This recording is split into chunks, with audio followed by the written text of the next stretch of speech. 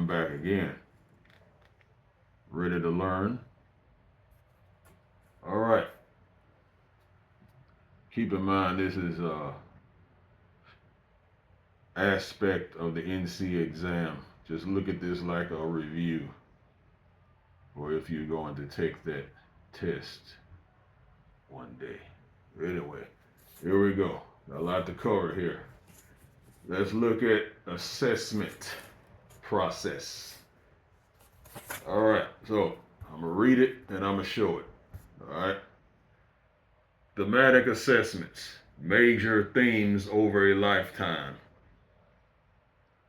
All right, first we have the Minnesota Multifaceted Personality Inventory.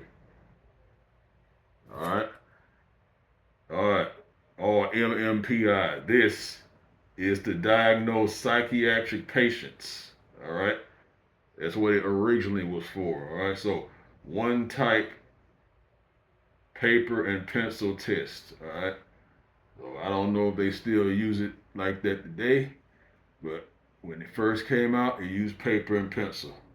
And it takes the raw score and converts it to the T scores. So once it does that, with the mean, example, if the mean is 50 and it has a standard deviation of 10, then if this will be if the score is above 65, then the score will be clinically significant. All right, see that? All right, that's all that right there. Moving on. Assessing intelligence. All right, now with this, we're gonna name some people and what they known for. First, Spearman proposed general intelligence factors and specifics. All right, so remember Spearman, he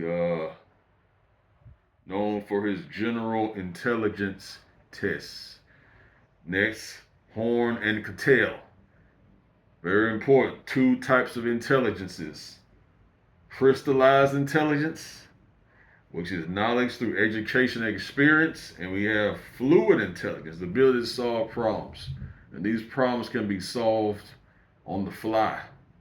They can be just walking somewhere and all of a sudden they get the intuition to build a house all of a sudden. You know, that's an exaggeration, but you get what I'm saying. So here you go.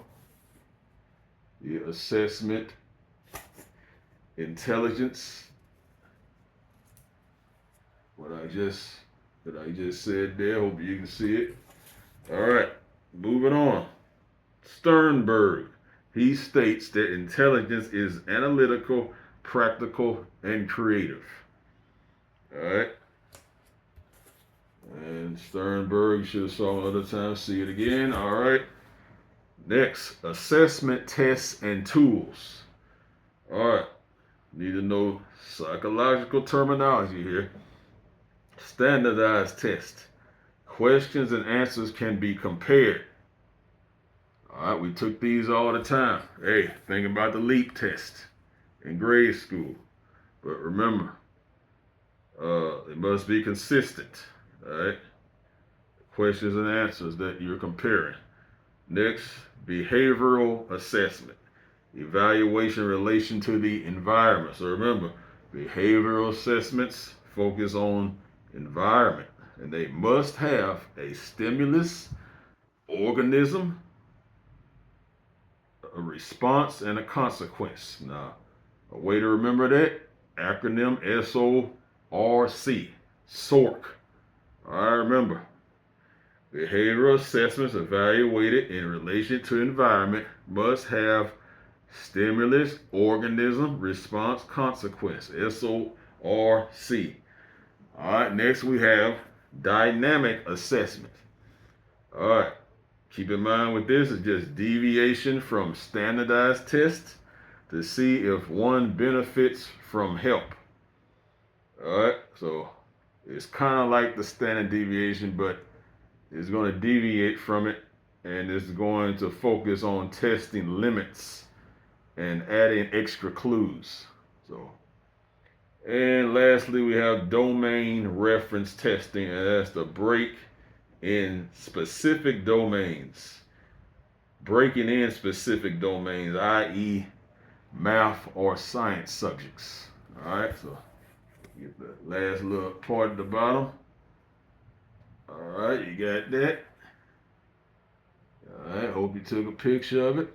All right, well, that's assessment testing tools, and this has been part one of the assessment process. Part two coming up next.